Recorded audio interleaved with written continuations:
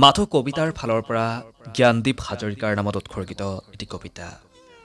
কবিতাটিৰ শিৰোনাম food delivery. Food delivery. আমি ফুড ডেলিভাৰী বয়। সময়ত ফুড ডেলিভাৰী নিদিলে আমাৰ মাহিলী চেলাৰী পইচা কটা যোৱাৰ ভয়। ভাবিছিলোঁ আমিও কৰিম চৰকাৰী চাকৰি।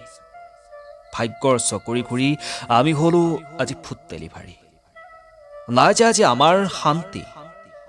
কিছুমান আইন জনা মানুহে কৰে আজি আমাক অশান্তি। লয় যে নিজেই আইন হাতত তুলি। এতিয়া কেনেকৈ কৰোঁ আমি ফুড ডেলিভাৰী? আই পিতাই আছে বিচনাত পৰি। থাকে মাথো আশা কৰি আমি মাহেকত চেলাৰী পাম বুলি।